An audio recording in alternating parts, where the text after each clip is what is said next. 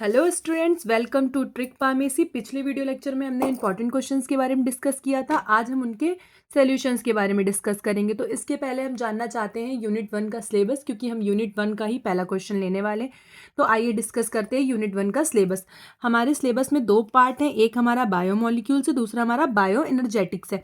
तो बायोमोलिक्यूल्स में हमें क्या क्या पढ़ना है? Introduction, classification, chemical nature and biological role of carbohydrate, lipid, nucleic acid, amino acid and protein. And bioenergetic में free energy, endergonic and exergonic reactions, and next है enthalpy and entropic and redox potential. इतना हमें हमारे syllabus के according पढ़ना है। और important questions में मैंने इन्हीं के बारे में आपको इंपॉर्टेंट क्वेश्चन बताए थे। चलिए हम डिस्कस कर लेते हैं कि हमारा पहला इंपॉर्टेंट क्वेश्चन है क्या।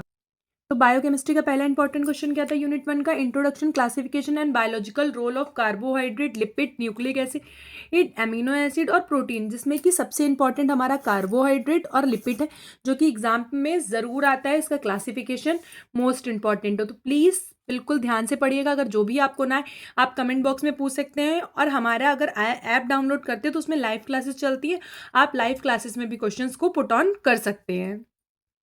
हम सब्जेक्ट पढ़ रहे हैं बायोकेमिस्ट्री, तो हमें बायोकेमिस्ट्री के बारे में पता होना चाहिए कि बायोकेमिस्ट्री क्या होती है।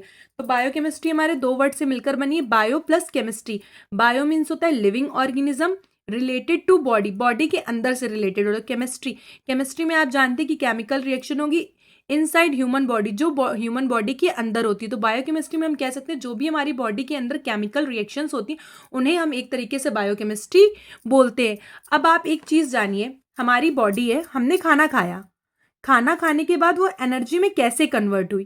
कुछ तो प्रोसेस, कुछ तो लगा होगा ना। हाँ, किसकी वजह से हुई? केमिकल रिएक्शन की वजह से, कन्वर्जन की वजह से, पाथवे की वजह से। इन सब केमिकल रिएक्शंस की वजह से हमारी बॉडी फूड जो है वो एनर्जी में कन्वर्ट होता है। It's called biochemistry. हमारी बॉडी के अंदर होने वाली ये केमिकल रिएक्शंस जो कि हमारे फूड को एनर्जी में कन्वर्ट करती, इस पूरी प्रोसेस को हम बायोकेमिस्ट्री बोलते हैं। बायोकेमिस्ट्री हमारे कितने वर्ड से मिलकर बना है? 2। Bio and chemistry. Bio means होता है living organism and chemistry means होता है chemical reaction. Living organism related to body, हमारी बॉडी से रिलेटेड होता है, और chemical reaction inside human body, human body के अंदर जो भी केमिकल रिएक्शंस होती हैं। हम सिंपल लैंग्वेज में बोल सकते हैं biochemistry is the study of the chemicals and chemistry of living organism. Biochemistry study biomolecules such as a protein, RNA, DNA, sugar, lipid et cetera, इनके बारे में हमें स्टडी करनी होती है। हमने बायोकेमिस्ट्री के बारे में जाना, तो हम एक चीज़ और जान लेते हैं कि बायोमोलिक्यूल्स क्या होते हैं। Biomolecules, molecules present in body, हमारी बॉडी के अंदर मॉलिक्यूल्स प्रेजेंट होते हैं। मॉलिक्यूल्स मीन्स क्या होता है ये आप जानते हैं, अगर नहीं जानते तो मैं आपको एक्सप्लेन कर। मॉलिक्यूल्स को हिंदी में बोलते हैं अणु। आप देख सकते हैं बायोमोलिक्यूल्स जो हमारी बॉडी के अंदर प्रेजेंट होते हैं, सबसे ज़्यादा जो बायोमोलिक्यूल्स हमारी बॉडी के अंदर प्रेजेंट होता है वो होता है कार्बन। कार्बन हमारी बॉडी के अंदर हाई अमाउंट में प्रेजेंट होता है। वैसे तो H2O वाटर भी हमारे अंदर बायोमोलिक्यूल्स जो कि हमारे अंदर प्रेजेंट होता है। अब हमें बायोमोलिक्यूल्स हमारी बॉडी में किस किस तरीके, carbohydrate, lipid, nucleic acid, amino acid, protein, हम इन सबको एक एक करके एक एक यूनिट में पढ़ेंगे। हमारी पहली यूनिट से ही सारे यूनिट रिलेटेड हैं। जैसे कार्बोहाइड्रेट में है, कार्बोहाइड्रेट है तो कार्बोहाइड्रेट को ही हम ग्लूकोज बोलते हैं। तो जैसे सेकेंड यूनिट में हम ग्लूकोज से रिलेटेड सारी साइकिल्स के बारे में पढ़ेंगे। लिपिड के बारे में हम थर्ड यूनिट में पढ़ेंगे। न्यूक्लिक एसिड के बारे में हम फोर्थ यूनिट में पढ़ेंगे। हमने बायोमोलिक्यूल्स जान लिया क्या होते हैं, हमने बायोकेमिस्ट्री जान ली। हम जैसे बायोकेमिस्ट्री की मैंने आपको एक लाइन में डेफिनेशन बताई थी, मैं आपको बायोमोलिक्यूल्स की भी एक लाइन में डेफिनेशन बताती हूँ कि क्या होती है। बायोमोलिक्यूल्स आप समझे, हमारी बॉडी के अंदर बायोमोलिक्यूल्स के बारे में आप जानते हैं कि हमारी बॉडी के अंदर प्रेजेंट होते हैं। तो बायोमोलिक्यूल्स आर ऑर्गेनिक मॉलिक्यूल्स। ये कैसे मॉलिक्यूल्स होते हैं? ऑर्गेनिक मॉलिक्यूल्स होते हैं produce by living organism that are essential for life. ये हमारी body that are essential for life, ये हमारे जीवन के लिए बहुत महत्वपूर्ण होते हैं। Composed by carbon, hydrogen, oxygen, nitrogen, phosphorus, ETC। अब हम जाते हैं बायो एनर्जेटिक्स पे। अब बायो एनर्जेटिक्स क्या होते हैं ये भी हम जानना चाहते हैं। कंपाउंड्स, जितनी भी एनर्जी हमारे कंपाउंड्स को मिलती है उन्हें हम बायो एनर्जेटिक बोलते हैं। और इसमें लास्ट में हमें एक यूनिट पढ़नी है एंजाइम्स। एंजाइम जो यूनिट 5 है, एंजाइम्स क्या करता है, जो भी बॉडी के अंदर केमिकल्स रिएक्शन होती है उनको इंक्रीज करता है। जैसे कोई रिएक्शन हमारी 10 मिनट में कंप्लीट होगी तो एंजाइम की हेल्प से वो जल्दी कंप्लीट हो जाती है। आपको इसमें से कोई डाउट हो तो आप मुझसे कमेंट बॉक्स में कमेंट करके पूछ सकते हैं, और आपको अगर अच्छा लगे तो आप मुझे बता सकते हैं। तो चलिए स्टूडेंट, हम अपना पहला क्वेश्चन सॉल्व करते हैं। Introduction, classification and biological role of carbohydrate, nucleic acid, amino acid, protein and lipid. तो सबसे पहले हम पढ़ेंगे कार्बोहाइड्रेट। कार्बोहाइड्रेट पढ़ने के पहले हम जानते हैं कि बायोमोलिक्यूल्स क्या होते हैं। इसमें लिखा biomolecule are the chemical substance. ये हमारे केमिकल सब्सटेंस होते हैं प्रेजेंट इन लिविंग सेल्स, जो हमारी लिविंग सेल्स एंड ऑर्गेनिज्म में प्रेजेंट होते हैं। तो आसान शब्दों में हम कह सकते हैं कि बायोमोलिक्यूल जीवित कोशिका और जीवों में मौजूद रासायनिक पदार्थ होते हैं। नेक्स्ट लाइन क्या है, they help in body structure, comma, energy production and control of life process. वे हमारी शरीर की संरचना, ऊर्जा उत्पादन और जीवन प्रक्रिया के नियंत्रण में मदद करते हैं। तो आपको बायोमोलिक्यूल समझ में आया कि हमारी बॉडी में क्या काम करता है। पहली बात तो बायोमोलिक्यूल्स हमारी बॉडी के अंदर प्रेजेंट होता है, केमिकल सब्सटेंस होता है, और ये हमारी बॉडी में काफ़ी हेल्प करता है, एनर्जी प्रोडक्शन में हेल्प करता है, बॉडी स्ट्रक्चर में हेल्प करता है। तो आइए हम जानते हैं कार्बोहाइड्रेट क्या होता है। तो इसमें सबसे पहले लिखा हुआ है, अगर आपको कोई भी प्रॉब्लम हो तो आप मुझसे कमेंट करके कमेंट बॉक्स में पूछ सकते हैं, मैं आपको उसका आंसर दूंगी। तो अब हम आते हैं कार्बोहाइड्रेट में। Carbohydrate are organic compound. Carbohydrate हमारा कैसा कंपाउंड होता है, ऑर्गेनिक माने क्या होता है, कार्बनिक कंपाउंड, मेड ऑफ किससे किससे मिलकर बना होता है, कार्बन, हाइड्रोजन एंड ऑक्सीजन से मिलकर बना होता है। They are the main source of energy for the body. ये हमारी बॉडी का मेन सोर्स होता है जिससे हमारी बॉडी को एनर्जी मिलती है। कार्बोहाइड्रेट को एक और नाम से जानते हैं, ऑल्सो कॉल्ड एज सेकेराइड। इसे हम सेकेराइड भी बोलते हैं। कार्बोहाइड्रेट हमारा दो पार्ट में डिवाइड होता है, कार्बो प्लस हाइड्रेट। कार्बो का मीन्स होता है कार्बन और हाइड्रेट का मीन्स होता है वाटर। कार्बन को हम C से डिनोट करते हैं और हाइड्रेट को हम H2O से डिनोट करते हैं। और इसका एक जर्नल फॉर्मूला भी होता है, CN bracket H2O bracket close, उसके बाहर N। अगर हमारी बॉडी में कार्बन, हाइड्रोजन और वाटर का रेशियो 1:2:1 में पाया जाता है तो हम इसे बोल सकते हैं कार्बोहाइड्रेट। बट सब में कार्बोहाइड्रेट का ये रेशियो नहीं होता है, कभी कभी कार्बोहाइड्रेट का रेशियो चेंज भी हो जाता है। इसलिए मैं आपसे बोलना चाहती हूँ कि इसको ही मत मानिए, कभी कभी कुछ चीज़ों में कार्बोहाइड्रेट का रेशियो चेंज हो जाता है। नेक्स्ट हमारा क्या है, carbohydrate are primary source of energy as a cell directly utilize carbohydrate to generate energy. Carbohydrate ऊर्जा का प्राथमिक सोर्स है क्योंकि कोशिकाएं सीधे ऊर्जा उत्पन्न करने के लिए कार्बोहाइड्रेट का उपयोग करती है। क्योंकि कोशिकाएं हमारी क्या होती है, कोशिकाएं हमारी ऊर्जा को जब उत्पन्न करती हैं तो सीधे किससे जनरेट करती हैं, कार्बोहाइड्रेट से जनरेट करती हैं। अगर इतने में कोई कंफ्यूजन हो कार्बोहाइड्रेट में तो आप पूछ सकते हैं। वो प्लस हाइड्रेट, कार्बो मीन्स कार्बन और हाइड्रेट मीन्स वाटर, और इसका रेशियो हमारी बॉडी में इसका रेशियो कितना पाया जाता है, 1:2:1 के अमाउंट में ये पाया जाता है। Classification of carbohydrate. कार्बोहाइड्रेट का क्लासिफिकेशन वैसे 3 प्रकार का होता है, बट मैंने आपको 5 प्रकार का बताया। पहला मोनोसेकेराइड, दूसरा डाइसेकेराइड, तीसरा ट्राइसेकेराइड, चौथा ओलिगोसेकेराइड और पांचवा पॉलीसेकेराइड। ये जो डाई और ट्राइसेकेराइड है ये ओलिगोसेकेराइड में आते हैं, बट मैंने आपको अलग से बताया कि आपको कोई कंफ्यूजन ना हो। पहला हमारा क्या है, मोनोसेकेराइड, सिंगल शुगर यूनिट और smallest sugar unit of carbohydrate. इसमें क्या होती है, केवल एक सिंगल शुगर की यूनिट होती है, स्मॉलेस्ट शुगर यूनिट होती है सबसे छोटी, और एक सिंगल यूनिट होती है शुगर की। इट्स कॉल्ड मोनोसेकेराइड, जैसे ग्लूकोज और फ्रक्टोज। सेकेंडरी क्या है हमारा, disaccharide. It contain 2 monosaccharides and dissociated on hydrolysis. हमारे इसमें कितने सेकेराइड होते हैं, इसमें 2 मोनोसेकेराइड होते हैं, बट जब इनका हाइड्रोलिसिस होता है, जल के साथ रिएक्शन होती है, तो दोनों अलग अलग हो जाते हैं, 2 सिंगल शुगर्स में कन्वर्ट हो जाते हैं, सुक्रोज और ग्लैक्टोज। तीसरा हमारा क्या है, ट्राइसेकेराइड। ट्राई से ही आपको समझ में आ रहा होगा 3। It contain 3 monosaccharides. इसमें कितने मोनोसेकेराइड कंटेन होते हैं, 3 unit and dissociated on water. और वाटर में जब इनकी पानी के साथ हाइड्रोलिसिस होती है, जब इनकी हाइड्रोलिसिस होती है तो ये 3 अलग अलग मोनोसेकेराइड में डिवाइड हो जाते हैं। इसका एग्जाम्पल है रेफिनोज। इसका एग्जाम्पल हमारा क्या है? रेफिनोज। हमने 3 मोनोसेकेराइड्स पढ़े, सॉरी 3 हमने कार्बोहाइड्रेट के क्लासिफिकेशन पढ़े। पहला मोनो, दूसरा डाई और तीसरा ट्राई। तो मोनो में क्या था? सिंगल यूनिट थी शुगर की, डाई में 2 शुगर की यूनिट्स थी और ट्राई में 3 थी। और मोनो का हमारा क्या था एग्जाम्पल? ग्लूकोज। डाई का हमारा क्या था? सुक्रोज। और ट्राई का हमारा क्या था? रेफिनोज। आइए जानते हैं ऑलिगोसेकेराइड्स क्या होते हैं।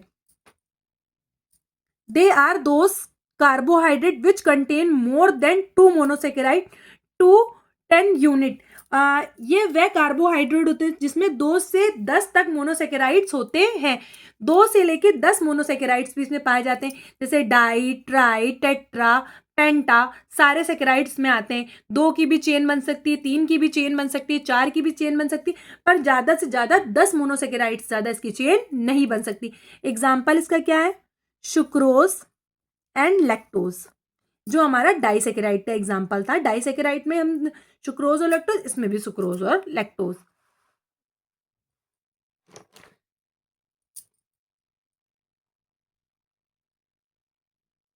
नेक्स्ट हमारा सबसे लास्ट हमारा आता है पॉलीसेकेराइड। पॉली मीन्स होता है सबसे ज्यादा।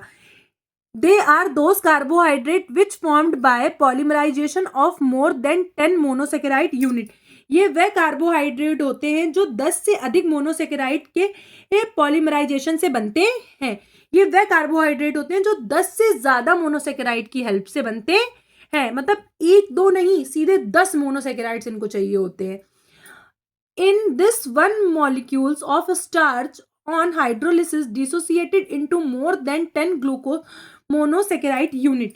इसमें स्टार्च का एक अणु हाइड्रोलिसिस करता है तो 10 से अधिक ग्लूकोज और मोनोसेकेराइड्स में टूटता है। एग्जाम्पल क्या है इसका? स्टार्च। लास्ट हमारा है biological role of carbohydrate. They are the important source of energy in human body. ये क्या है? हमारे शरीर के सबसे अधिक ऊर्जा का महत्वपूर्ण स्रोत कार्बोहाइड्रेट है। They are served as storage from the energy as a glycogen in the body. ये हमारी बॉडी में एनर्जी को स्टोर करके रखता है, किस फॉर्म में? ग्लाइकोजन फॉर्म में।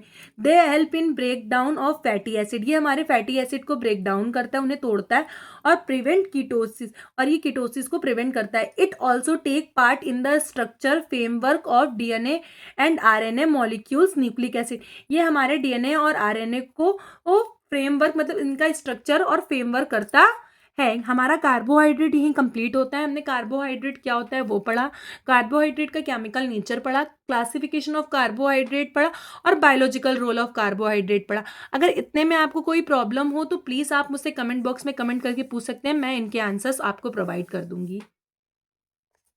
एक मैं शॉर्ट ट्रिक बताना चाहती हूँ कार्बोहाइड्रेट की। जैसे एग्जाम में कभी कभी क्या होता है, मैं पूरी थ्योरी याद नहीं होती, तो मैं अगर वो शॉर्ट ट्रिक आपको बता दूंगी, अगर वो आप रफ कॉपी में नोट डाउन कर लेंगे तो आपको एग्जाम में काफ़ी हेल्प मिल जाएगी।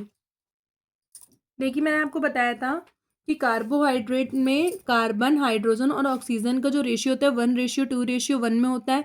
जैसे हमने खाना खाया तो हमें जानना है कि कार्बोहाइड्रेट हमारा क्या काम करता है, तो हम आपको बता रहे हैं। प्लीज़ आप भी एक रफ कॉपी और पेन ले लीजिए, अगर इसको नोट डाउन करना चाहते हो तो कर सकते हैं, वरना आप समझना चाहते हो तो समझ लीजिएगा या स्क्रीनशॉट ले लीजिएगा। हमने खाना खाया, खाना हमारा किस में कन्वर्ट होता है? बॉडी में एनर्जी में, बट डायरेक्ट तो कन्वर्ट नहीं होता है। हमने खाना खाया, वो क्या हुआ? डिसोसिएट हुआ, मतलब खाना हमारा टूटा, फिर वो कहाँ गया? ब्लड में गया। ब्लड में जाने से पहले वो क्या होता है? कार्बोहाइड्रेट, फैट और प्रोटीन में कन्वर्ट होता है।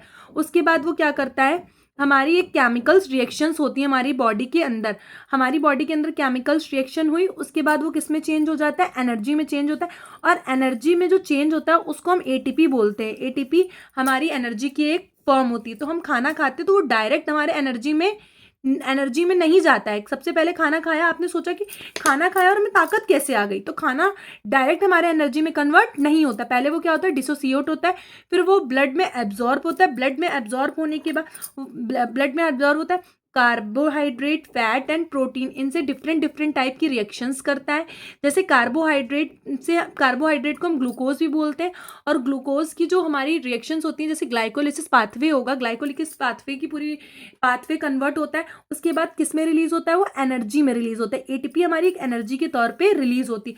तो काफ़ी सारी प्रोसेस से हमारा काम होता है। हमने खाना खाया, वो टूटा, वो ब्लड में गया, उसके बाद इन सब से उन्होंने केमिकल रिएक्शंस करी, इनसे रिएक्शंस करने के बाद हमारी फ्री एनर्जी हुई, फिर वो हमारी बॉडी को मिली। तो एक पूरी एक केमिकल साइकिल हमारी बॉडी के अंदर फॉर्म होती है। It's called carbohydrate. कार्बोहाइड्रेट को हम और भी बहुत सारे नामों से जानते हैं, जैसे craps, hydrate, hydrate of carbon, sugar molecules. हम इन तीनों नाम से भी कार्बोहाइड्रेट को जानते हैं। एंड कार्बोहाइड्रेट को हम सैकेराइड्स के नाम से और ग्लूकोज के नाम से भी जानते हैं। मैंने आपको क्लासिफिकेशन ऑफ कार्बोहाइड्रेट में बताया था, मोनो, डाई, ट्राई, ऑलिगो और पॉली। तो जो ऑलिगो है उसी में से हमारा डाई और ट्राई है।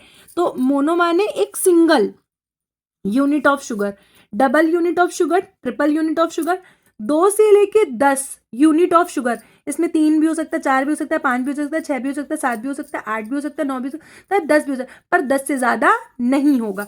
पॉलीसेकेराइड में 10 से ज़्यादा ही होंगे। और इन सबका क्या होता है, हाइड्रोलिसिस होता है। तो ये क्या होता है, ये वाटर में मतलब हाइड्रोलिसिस होता है, तो इनसे वाटर बाहर निकल जाता है और अपनी अपनी सिंगल यूनिट में टूट जाती है। बट जो मोनोसेकेराइड होती है वो हमारी टूटती नहीं है। अगर आपको कार्बोहाइड्रेट में कुछ प्रॉब्लम हो तो आप कमेंट कर सकते हैं, मैं आपकी सारी प्रॉब्लम्स को दूर करूंगी। कार्बोहाइड्रेट हमारा बहुत इंपॉर्टेंट है और एग्जाम पेपर में हमसे पूछा जाता है। इसका क्लासिफिकेशन मस्ट है कि पेपर में आता ही आता है। नेक्स्ट टॉपिक है हमारा लिपिड। लिपिड के बारे में आपने सुना होगा। लिपिड हमारे 2 फॉर्म में पाया जाता है, एक फैट फॉर्म में पाया जाता है, एक ऑयल फॉर्म में पाया जाता है। जो फैट फॉर्म में पाया जाता है उसे हम घी बोलते हैं, और जो ऑयल फॉर्म में पाया जाता है उसे हम तेल बोलते हैं। लिपिड हमारा बनता है कैसे, फैटी एसिड और अल्कोहल से हमारा क्या बनता है, लिपिड बनता है। फैटी एसिड और अल्कोहल से पहले एस्टर फॉर्म होता है और एस्टर से हमारा लिपिड बनता है। ये दोनों जो होते हैं हमारे फंक्शनल ग्रुप होते हैं। तो इनका पहला फंक्शनल ग्रुप क्या होता है, COOH, जिसे हम कार्बोक्सिलिक बोलते हैं, और जो अल्कोहल का होता है OH होता है। तो ये आपस में रिएक्शन करते हैं जिनसे वाटर बाहर निकल जाता है और ये एक ग्रुप फॉर्म करते हैं एस्टर का, जिसे हम लिपिड बोलते हैं। ये मैंने आपको एक शॉर्ट फॉर्म में बताया कि लिपिड क्या होता है, फैटी एसिड और अल्कोहल से लिपिड बनता है। अगर आपको कोई भी कंफ्यूजन हो तो आप कमेंट बॉक्स में पूछ सकते हैं, मैं आपकी सारी कंफ्यूजन दूर करूंगी। इसके पहले अगर आपको कोई कंफ्यूजन हो तो आप हमारा ट्रिक फार्मेसी ऐप डाउनलोड करें, जिसमें कि हमारी लाइव क्लासेस चलती हैं, गेस्ट पेपर सॉल्व कराए जाते हैं, आपको वीडियो लेक्चर्स मिलते हैं प्रॉपर, और नोट्स भी प्रोवाइड होते हैं। Lipid, the word are lipid is derived from the Greek word lipos means fat. जो हमारा लिपिड वर्ड है वो ग्रीक भाषा से लिया गया है, लाइपोस से, जिसका मीन्स होता है फैट। फैट माने वसा। They are naturally occurring compound, ये हमारा प्राकृतिक रूप से प्राप्त होने वाला कंपाउंड है। ऑर्गेनिक कंपाउंड है, कार्बनिक कंपाउंड है। Present in our body, living body, ये हमारी बॉडी के अंदर प्रेजेंट होता है। सबसे पहले क्या था, लिपिड जो हमारा वर्ड है वो ग्रीक वर्ड लाइपो से लिया गया है, जिसका मीन्स होता है fat. They are naturally occurring compound, ये हमारा नेचुरली ही अक्रिंग कंपाउंड है, मतलब नेचुरली तरीके से प्राप्त होता है। प्रेजेंट इन आवर बॉडी, हमारी बॉडी के अंदर।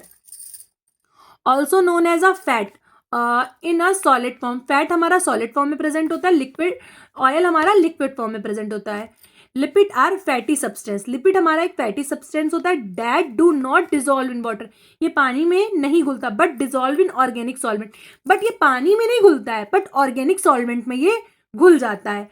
Lipid are fatty compound that perform a variant of function in our body. Lipid हमारा एक फैटी कंपाउंड है, पर ये बॉडी के बहुत सारे फंक्शंस में वर्क करता है। मैंने एक लाइन आपको बताई कि lipid are a fatty substance that do not dissolve in water. Lipid हमारा पानी में डिजोल्व नहीं होता। क्यों नहीं होता, आपने कभी देखिएगा कि आप पानी लीजिए और उसमें तेल डालिए, तो क्या तेल पानी में घुल जाता है, नहीं घुलता है। बट उसी जगह आप क्रीम लेंगे और हल्का सा तेल मिक्स करेंगे तो वो आपको पता नहीं चलेगा, हमारी हल्की सी क्रीम में भी तो तेल ही होता है। आइए हम क्लासिफिकेशन ऑफ लिपिड जानते हैं कि क्लासिफिकेशन ऑफ लिपिड क्या है। क्लासिफिकेशन ऑफ लिपिड 3 तरीके के होते हैं, simple lipid, compound of heterolipid and derived lipid. Simple lipid में हमारा फैट एंड वैक्स आता है, कंपाउंड में हमारा फॉस्फोलिपिड और ग्लाइकोलिपिड्स आते हैं, और डेराइव्ड लिपिड में हमारा स्टेरॉइड, टर्पेन्स, कॉर्टिकॉइड्स आते हैं।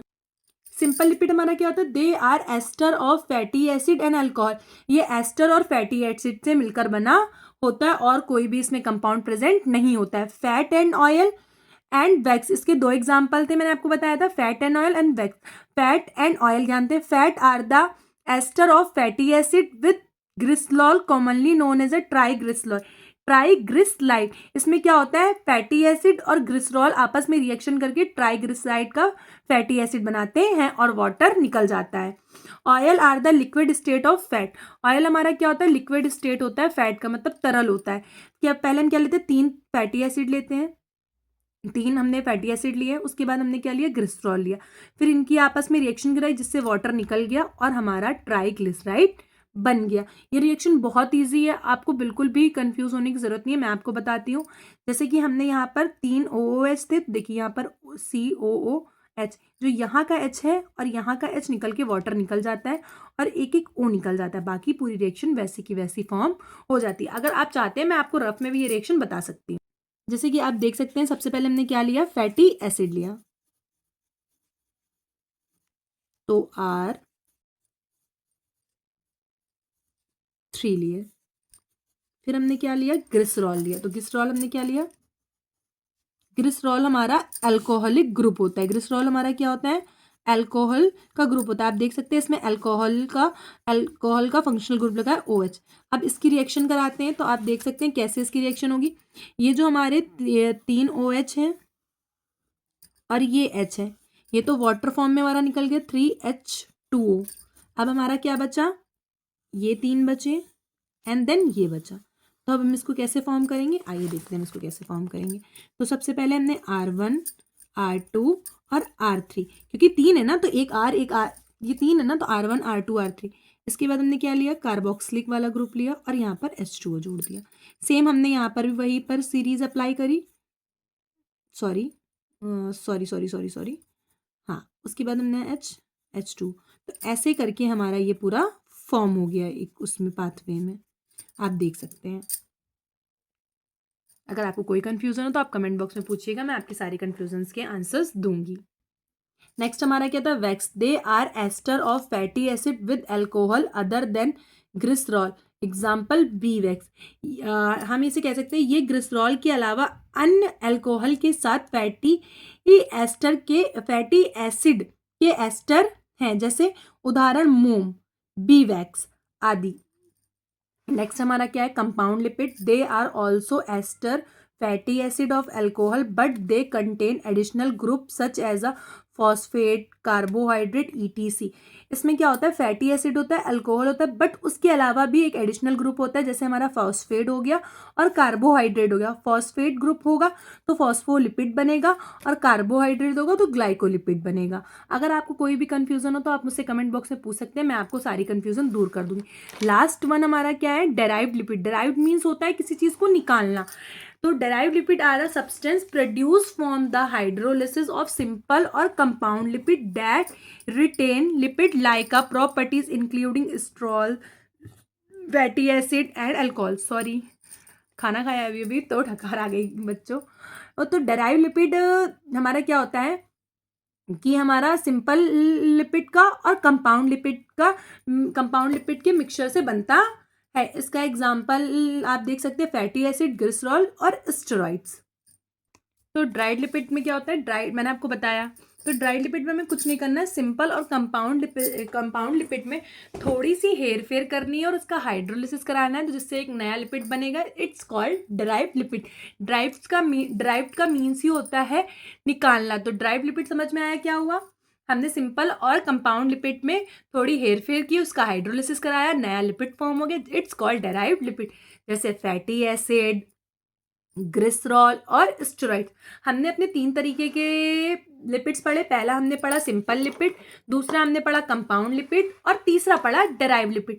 सिंपल लिपिड में हमने क्या पढ़ा, सिंपल लिपिड में हमने फैटी एसिड और अल्कोहल, 2 ही चीजें ली, और कोई भी फंक्शनल ग्रुप नहीं ले, तो it's called simple lipid. Simple lipid में हमारे 2 तरीके के, फैट एंड ऑयल, एंड दूसरा था हमारा वैक्स। तो फैट एंड ऑयल में हमने क्या किया, ग्लिसरॉल लिया और ग्लिसरॉल की रिएक्शन कराई हमने फैटी एसिड से, जिससे हमें ट्राइग्लिसराइड मिला। उसके बाद oil are the liquid state of fat. Oil हमारा क्या है, लिक्विड स्टेट ऑफ फैट है। जैसे घी को अगर हमने पिघला दिया तो वो क्या हो गया भैया, लिक्विड ही तो हो गया। नेक्स्ट क्या है, वैक्स। वैक्स हमारा क्या होता है, they are ester of fatty acid alcohol other than glycerol. Glycerol के अलावा और कोई अल्कोहल का ग्रुप ले लिया, it's called wax. Compound lipid क्या हुआ, दे आर कंपाउंड लिपिड, इसमें हमने फैटी एसिड और अल्कोहल की जगह कोई और ग्रुप ऐड कर लिया, एडिशनल ग्रुप ऐड कर लिया, जैसे फॉस्फेट और कार्बोहाइड्रेट। अगर मैं फॉस्फेट ऐड करा तो फॉस्फोलिपिड हो गया, और कार्बोहाइड्रेट ऐड किया तो ग्लाइकोलिपिड हो गया। अगर कोई भी कंफ्यूजन हो बच्चों, आप मुझसे कमेंट बॉक्स में पूछ सकते हैं। हमारा ट्रिक फार्मेसी ऐप डाउनलोड करेंगे, उसमें हमारी रोज लाइव क्लासेस होती हैं, आप मुझसे लाइव क्लासेस में भी क्वेश्चन पुट ऑन कर सकते हैं। और सिर्फ आपको एक ट्रिक फार्मेसी ऐप ज्वाइन करना और मेरा कूपन कोड लगाएंगे MG10, तो आपको 10% डिस्काउंट भी मिलेगा। तो जितनी जल्दी हो सके उतनी जल्दी करिए, क्योंकि आपके एग्जाम में टाइम अभी नहीं बचा है, और आपका जो भी कंफ्यूजन होगा मैं सारा क्लियर आउट करूंगी। नेक्स्ट क्या था, डेराइव्ड लिपिड। मैंने आपको बताया सिंपल लिपिड और कंपाउंड लिपिड में कुछ भी इधर उधर करते हैं, उसकी हाइड्रोलिसिस कराते हैं, नया लिपिड बनाते हैं, it called derived lipid. Next topic है हमारा बायोलॉजिकल रोल ऑफ लिपिड। पहला हमारा क्या है, स्टोर एनर्जी। हमारी एनर्जी को स्टोर करता है, हेल्प इन हार्मोन फॉर्मेशन, ये हमारे हार्मोन्स को बनाने में हेल्प करता है। From cell membrane, cell membrane में हेल्प करता है। Maintain body temperature, body temperature को मेंटेन रखता है। They work as a source of high energy, ये हमारी बॉडी में हाई एनर्जी को प्रोड्यूस करता है। They are work as source of fat soluble vitamin, ये फैट सॉल्युबल विटामिन में भी हेल्प करता है, जैसे ADEK, and help it absorption, ये हमारी बॉडी में एब्जॉर्प्शन में भी हेल्प करता है। It also act as a precursor, ये एक प्रिकर्सर के रूप में हेल्प करते हैं, जैसे bile acid, vitamin, hormones and steroids. अगर आपको लिपिड में कोई भी कंफ्यूजन हो रही हो तो आप मुझसे प्लीज कमेंट बॉक्स में पूछ सकते हैं। इसके बायोलॉजिकल रोल बहुत ही ईजी है। पहला तो सबसे पहला है कि स्टोर एनर्जी, एनर्जी को स्टोर करता है। दूसरा हेल्प इन हार्मोन फॉर्मेशन, ये हमारे हार्मोन्स के निर्माण में हेल्प करता है। नेक्स्ट है हमारा फ्रॉम सेल मेम्ब्रेन, ये सेल मेम्ब्रेन बनाने में हेल्प करता है। मेंटेन बॉडी टेम्परेचर, ये हमारे बॉडी को टेम्परेचर को मेंटेन रखता है। Then they work as a source of energy, ये एनर्जी का एक अच्छा सोर्स है। आपको मैंने सारी चीज़ें बता दी, अगर कोई भी कंफ्यूजन तो आप मुझसे पूछ सकते हैं। लिपिड एंड कार्बोहाइड्रेट आपका यहीं कंप्लीट होता है। नेक्स्ट हम पढ़ेंगे न्यूक्लिक एसिड। आइए जानते हैं न्यूक्लिक एसिड क्या होता है। हम थोड़ा सा न्यूक्लिक एसिड पढ़ने के पहले हम न्यूक्लिक एसिड के बारे में जानना चाहते हैं कि न्यूक्लिक एसिड कैसे बना, कैसे क्या होता है। तो आइए जानते हैं न्यूक्लिक एसिड क्या होता है। हमारा क्या था, कार्बोहाइड्रेट और लिपिड खत्म हो गया, तो नेक्स्ट टॉपिक हमारा था न्यूक्लिक एसिड। न्यूक्लिक एसिड क्या होता है, सबसे पहले न्यूक्लिक एसिड पढ़ने से पहले हम जानना चाहते हैं हमारी बॉडी की सबसे छोटी यूनिट क्या होती है, सेल। सेल में हमारा क्या प्रेजेंट होता है, न्यूक्लियस। और न्यूक्लियस के अंदर क्या प्रेजेंट होते हैं, न्यूक्लियाई। न्यूक्लियाई के अंदर क्या प्रेजेंट होता है, क्रोमोसोम्स। क्रोमोसोम्स के अंदर हमारे क्या होते हैं, जेनेटिक मटेरियल, जिन्हें हम DNA और RNA बोलते हैं। DNA और RNA हमारे जेनेटिक मटेरियल होते हैं, जिन्हें हम न्यूक्लिक एसिड भी बोलते हैं। जैसे कि जेनेटिक मटेरियल, अब आप जानेंगे कि मैम जेनेटिक मटेरियल क्या होता है। जैसे कि हमारे पेरेंट्स होते हैं, तो जो भी हमारे पेरेंट्स के अंदर जेनेटिक इन्फॉर्मेशन होती हैं वो हमारे अंदर कैसे आती, इन्हीं जेनेटिक मटेरियल के द्वारा आती है। जैसे मैं एग्जांपल बताना चाहती हूँ, ये मैन है, इसकी आईज ब्राउन है और इसके दो बेबी हुए, एक गर्ल बेबी एक बॉय बेबी। तो इन दोनों में से अगर इसकी किसी की भी आंखें ब्राउन होती है तो किसकी वजह से, इस मैन की वजह से होती है। क्यों, क्योंकि इनका जेनेटिक मटेरियल एक पीढ़ी से दूसरी पीढ़ी में क्या हो गया, स्थानांतरित, मतलब एक पीढ़ी से दूसरी पीढ़ी में चला गया। अब न्यूक्लिक एसिड बनता कैसे, छोटे छोटे न्यूक्लियोटाइड से मिलकर न्यूक्लिक एसिड फॉर्म होता है, क्योंकि न्यूक्लियोटाइड जो होते हैं वो बायो माइक्रोमोलिक्यूल्स होते हैं और जो न्यूक्लिक एसिड होते हैं बायो मैक्रोमोलिक्यूल्स होते हैं। तो छोटे छोटे न्यूक्लियोटाइड से मिलकर हमारा क्या बनता है, न्यूक्लिक एसिड बनता है। तो हमारी पहली लाइन क्या लिखी है, nucleic acid are biomolecules that store and transfer genetic information. Nucleic acid हमारे बायोमोलिक्यूल्स होते हैं जो कि हमारी जेनेटिक इंफॉर्मेशन को ट्रांसफर करते हैं और स्टोर करके रखते हैं। नेक्स्ट लाइन क्या है, it was discover by Friedrich रिच मिसर इन 1871। 1871 में फ्रेडरिक रिचर ने न्यूक्लिक एसिड की खोज की थी। They are bio macro molecules which is made up with monomeric chain of nucleotides building block। इसमें क्या होता है, ये छोटे छोटे न्यूक्लियोटाइड से मिलकर एक बिल्डिंग ब्लॉक बनाते हैं जिन्हें न्यूक्लिक एसिड बोलते हैं। They control cell activity and help in protein synthesis, ये प्रोटीन सिंथेसिस में हेल्प करते हैं और सेल की एक्टिविटी को भी कंट्रोल करते हैं। They made up of small unit called nucleotide. इसमें क्या होता है, छोटी छोटी न्यूक्लियोटाइड की स्मॉल यूनिट मिलकर न्यूक्लियोटाइड्स बनाती हैं। ईच न्यूक्लियोटाइड हैज, जो हमारा न्यूक्लियोटाइड्स होता है वो 3 चीजों से मिलकर बना होता है, नाइट्रोजन बेसिस, पेंटोज शुगर और फॉस्फेट ग्रुप। जो पेंटोज शुगर होती है उसमें हमारे 5 कार्बन पाए जाते हैं। डीएनए एंड आरएनए दोनों में हमारे कितने कार्बन पाए जाते हैं, 5 5। आइए जानते हैं हमारा न्यूक्लियोटाइड्स कैसे बना है। तो हमारा क्या होता है, सबसे पहले फॉस्फेट ग्रुप लेते हैं, पेंटोज शुगर लेते हैं और नाइट्रोजन बेस लेते हैं। तीनों को आपस में लिंक करते हैं जिससे हमारा न्यूक्लियोटाइड्स बनता है। आप देख सकते हैं यहाँ पर हमने क्या लिया, फॉस्फेट ग्रुप हो गया, पेंटोज शुगर हो गई, नाइट्रोजन बेस हो गया, जिससे हमारा क्या बन गया, न्यूक्लियोटाइड्स। तो ये हमारा न्यूक्लियोटाइड का स्ट्रक्चर था, जहाँ पर हमने फॉस्फेट ग्रुप लिया, पेंटोज शुगर लिया और नाइट्रोजन बेस लिया। तो हमने इस साइड यहाँ पर पेंटोज शुगर ऐड किया और नाइट्रोजन बेस ऐड किया, तो हमारा न्यूक्लियोसाइड बन गया। बट काफ़ी सारे न्यूक्लियोसाइड्स कनेक्ट होते हैं, तो जो नेक्स्ट न्यूक्लियोसाइड कनेक्ट करेंगे वहाँ यहाँ से हम इसको H को हटाएंगे और यहाँ पर ही हम न्यूक्लियोसाइड को कनेक्ट कर देंगे, तो जिससे हमारा एक और न्यूक्लियोसाइड बन जाएगा। और काफ़ी सारे न्यूक्लियोसाइड्स हमारे क्या बनते हैं, न्यूक्लिक एसिड बनते हैं। यही इसका स्ट्रक्चर है सिंपल फॉर्म में। ये मैंने आपको स्ट्रक्चर फॉर्म में बता दिया और ये मैंने सिंपल फॉर्म में आपको बता दिया। अब एक चीज मैं आपको और बताना चाहती हूँ, पेंटोज शुगर और नाइट्रोजन बेस हमारे क्या बनाते हैं, न्यूक्लियोसाइड्स बनाते हैं। अगर केवल ये दोनों को लेंगे तो हमारे क्या बने, nucleosides.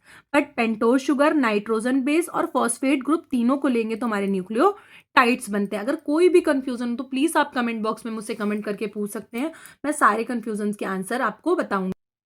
Classification of nucleic acid. Nucleic acid 2 तरीके के होते हैं, एक डीएनए एक आरएनए। डीएनए को हम लोग डीऑक्सीराइबोस न्यूक्लिक एसिड बोलते हैं। डीएनए पढ़ते हैं सबसे पहले, double standard structure double helical. ये डबल हेलिकल होता है, मतलब ये जो होता है हमारा, ये सिंगल नहीं होता है, ये ऐसे करके डबल फॉर्म में होता है हेलिकल। और हेलिकल्स माने घुमावदार सीढ़ी के रूप में होता है। Control heredity and cell functions. Control heredity अनुवांशिकता को कंट्रोल करता है और सेल के फंक्शन में हेल्प करता है। Found mainly in the nucleus of the cell. ये सेल के न्यूक्लियस में प्रेजेंट होता है। It contain nitrogen bases. इसमें कुछ नाइट्रोजन बेसिस होते हैं, जैसे एडेनिन, गुआनिन, साइटोसिन और thymine. It contain phosphate group. इसमें फॉस्फेट ग्रुप भी प्रेजेंट होता है। अब आप देख सकते हैं इसमें कुछ चीज़ें डबल फॉर्म में होती हैं और कुछ ट्रिपल फॉर्म में होती हैं। तो एडेनिन और थाइमिन डबल फॉर्म में होता है, गुआनिन और साइटोसिन ट्रिपल, थाइमिन और एडेनिन फिर डबल फॉर्म में होता है और cytosine and guanine triple form में होता है। इसका बायोलॉजिकल रोल क्या होता है, it is a genetic material. ये एक जेनेटिक मटेरियल होता है, कंटेन जेनेटिक इन्फॉर्मेशन। ये जेनेटिक इन्फॉर्मेशन को भी कंट्रोल करता है, कि जैसे कि colour of skin, eye colour, hair colour, जैसे हमारे मम्मी पापा का बालों का रंग काला है, उनकी आंखें ब्राउन है, इसको कंट्रोल करता है। DNA transfer from parents to daughter cell.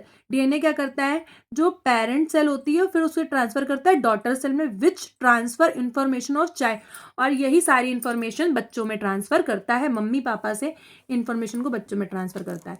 RNA क्या होता है, आरएनए को हम राइबोज न्यूक्लिक एसिड बोलते हैं। It contain ribose sugar and single strand. इसमें राइबोज शुगर होती है, डीएनए में डीऑक्सी होती है और राइबोज में, और इसमें क्या होता है, ये सिंगल स्टैंडर्ड होता है, इसमें कोई डबल नहीं होता है।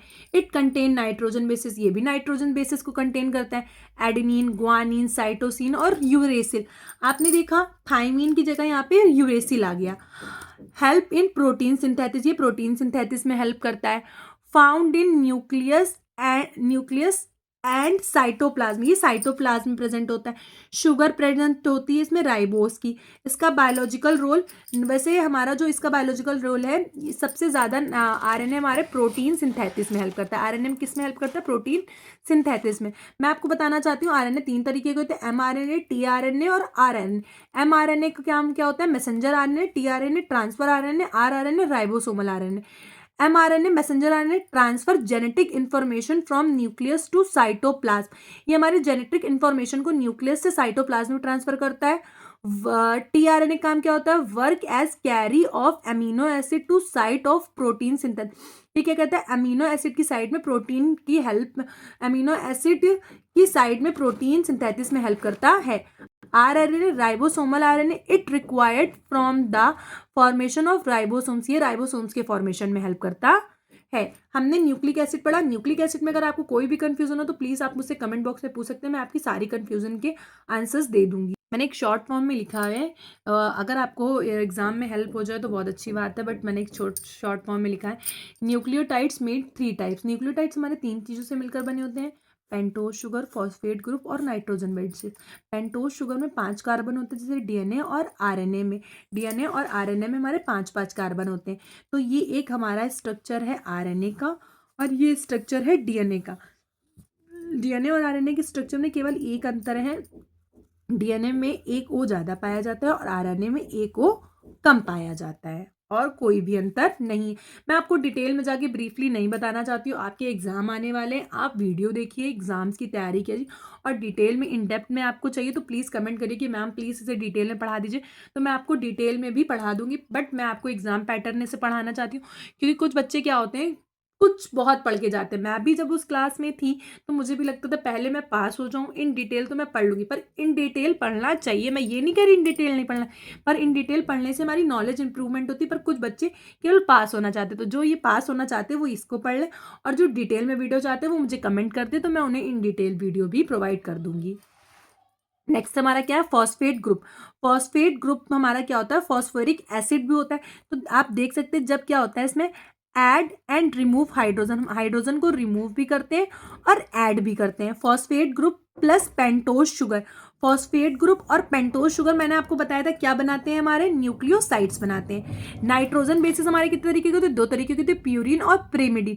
प्यूरिन हमारा डबल रिंग्ड वाला होता है और प्रेमिडीन हमारा सिंगल रिंग्ड का होता है। प्यूरिन में हमारा एडेनिन और ग्वानिन आता है, और प्रेमिडीन में हमारा साइटोसिन, थाइमिन और यूरेसिल आता है। ये हमारा था न्यूक्लियोटाइड हमारा कैसे बनता है। अब मैंने आपको बताया डीएनए एंड आरएनए। तो डीएनए में हमारे डीऑक्सीराइबोज शुगर पाई जाती है, आरएनए में राइबोज शुगर पाई जाती है। ये डबल स्ट्रक्चर होता है, ये सिंगल स्ट्रक्चर होता है। आरएनए हमारे 3 तरीके के होते हैं, एम, टी, आर। एम हमारा क्या करता है, मैसेज प्रोवाइड करता है, टी ट्रांसफर करता है, प्रोटीन सिंथेसिस में करता है, और आर राइबोसोमल फॉर्मेशन में हेल्प करता है। डीएनए हमारा जेनेटिक इन्फॉर्मेशन को एक पीढ़ी से दूसरी पीढ़ी में स्थानांतरित करता है। आरएनए हमारे क्या वर्क करता है, आरएनए हमारे प्रोटीन की सिंथेसिस में हेल्प करता है। तो हमारा न्यूक्लियोटाइड्स भी कंप्लीट होता है। अगर न्यूक्लियोटाइड्स में कोई न्यूक्लिक एसिड भी कंप्लीट होता है। अगर न्यूक्लिक एसिड में कोई कंफ्यूजन हो तो आप मुझे बता सकते हैं, मैं आपकी सारी कंफ्यूजन को दूर करूंगी। अब हम आगे चलते हैं, जो हमारा लास्ट टॉपिक है अमीनो एसिड और प्रोटीन, उन्हें भी पढ़ के हम जल्दी से खत्म करते हैं, जिससे हमारा पहले क्वेश्चन का आंसर कंप्लीट हो जाएगा। एक ही ट्यूब में 10 नंबर में ये क्वेश्चन जरूर आता है, introduction, biological role and classification, इन 5 का। तो इन 5 को आप ऐसे लिख के आएंगे तो आपको फुल मार्क्स मिल जाएंगे। तो नेक्स्ट टॉपिक है हमारा एमिनो एसिड। एमिनो एसिड हमारा 2 चीजों से मिलकर बना है, amine plus acid. Amino plus acid. Amino में एमीन ग्रुप पाया जाता है और एसिड में कार्बोक्सिलिक ग्रुप पाया जाता है। आइए हम इसका स्ट्रक्चर देखते हैं कैसा होता है। सेंटर में हमारा कार्बन होता है, आर की एक साइड चेन होती है और एक हाइड्रोजन जुड़ा होता है। एक तरफ हमारा कार्बोक्सिलिक एसिड जुड़ा होता है और एक तरफ, तो एमिनो एसिड में हमारा किससे बना होता है, कार्बन, और इसमें कार्बोक्सिलिक एसिड की एक वो होती है और एमिनो एसिड की एक चेन होती है। तो ये हमारा क्या हो गया, एमिनो एसिड का एक स्ट्रक्चर फॉर्म हो गया, जिसमें हम सेंटर में कार्बन लेते हैं, ऊपर हाइड्रोजन, फिर एक सिंगल चेन लेते हैं और कार्बोक्सिलिक और अमीन की चेन लेते हैं। Only 20 types of amino acid are involve in the formation of protein. केवल 20 तरीके के अमीनो एसिड ही प्रोटीन फॉर्मेशन में हेल्प करते हैं, बाकी तरीके के अमीनो एसिड हमारे प्रोटीन फॉर्मेशन में हेल्प नहीं करते हैं। तो आइए जानते हैं हम अमीनो एसिड क्या होता है। मैंने अमीनो एसिड आपको बताया 2 में डिवाइड है, अमीनो प्लस एसिड। तो अमीनो ग्रुप और एसिड, जो कार्बोक्सिलिक एसिड का ग्रुप है, वो हमारा एक मिलकर अमीनो एसिड का स्ट्रक्चर फॉर्म करता है, जिसमें एक कार्बन होता है, एक सिंगल साइड चेन होती है, एक हाइड्रोजन होता है, एक कार्बोक्सिलिक होता है और अमीन होता है। तो आइए जानते हैं अमीनो एसिड क्या होता है। Amino acid are the basic building blocks of protein. Amino acid क्या होता है, बेसिक बिल्डिंग ब्लॉक्स होता है। छोटे छोटे अमीनो एसिड मिलकर क्या बनाते हैं, प्रोटीन बनाते हैं। Amino acid are the molecules that combine to the form of protein. Amino acid के जो मॉलिक्यूल्स होते हैं वो हमारे क्या बनाते हैं, प्रोटीन्स बनाते हैं। जैसे छोटे छोटे से सिंगल अमीनो एसिड्स होते हैं, ये लाइक दैट, एंड ये क्या फॉर्म करते हैं, प्रोटीन को फॉर्म करते हैं, बट 20 टाइप्स से ज़्यादा अमीनो एसिड नहीं लगते हैं। The human body then use amino acid to make a protein. Human body में जो अमीनो एसिड होते हैं वो प्रोटीन को बनाने में हेल्प करते हैं। क्लासिफिकेशन ऑफ अमीनो एसिड दो तरीके का होता है, एक होता है एसेंशियल अमीनो एसिड, एक होता है non essential amino acid. Essential amino acid में क्या होता है, जो हमारी बॉडी को रिक्वायरमेंट, मैंने आपको बताया एसेंशियल अमीनो एसिड हमारी बॉडी को रिक्वायरमेंट होती है जो कि हम बाहर से नहीं लेते हैं। नॉन एसेंशियल अमीनो एसिड हमारी बॉडी खुद बना लेती है, हमारी बॉडी को बाहर से रिक्वायरमेंट नहीं होती है। एसेंशियल में क्या होते हैं, लाइसिन, हिस्टेडीन, वेलिन। और नॉन एसेंशियल में क्या होते हैं हमारे, एनेलिन एंड देन एक्सेट्रा पढ़ सकते हैं। एसेंशियल अमीनो एसिड क्या होते हैं, can not be made by the body, ये हमारी बॉडी नहीं बनाती, must to take from food, ये हम खाने से लेते हैं। Non essential amino acid can be made the body, ये हमारी बॉडी बनाती है। बायोलॉजिकल रोल क्या होते हैं, प्रोटीन फॉर्मेशन में हेल्प करते हैं, growth and repairing to tissue, protein formation में टिश्यू की ग्रोथ और जो टिश्यू हमारी बॉडी के अंदर डैमेज हो जाते हैं उन्हें सही करते हैं। Formation of enzyme and hormones, ये हार्मोन्स और एंजाइम्स को भी बनाते हैं। बिल्डिंग ब्लॉक ऑफ प्रोटीन, ये बिल्डिंग ब्लॉक ऑफ प्रोटीन होते हैं। Responsible in many function of metabolism, ये हमारी बॉडी के मेटाबॉलिज्म के काफ़ी सारे फंक्शंस के लिए भी इंपॉर्टेंट होते हैं। तो अमीनो एसिड भी हमारा कंप्लीट हो गया। अब हमारा लास्ट टॉपिक है प्रोटीन। तो आइए जानते हैं प्रोटीन्स क्या होते हैं। तो हमने अपने कितने टॉपिक्स कवर कर लिए हैं, carbohydrate, lipid, protein, nucleic acid, amino acid. तो लास्ट टॉपिक हमारा बचा है स्टूडेंट प्रोटीन। तो चलिए हम इसे भी कंप्लीट करके इस क्वेश्चन को फिनिश कर देते हैं।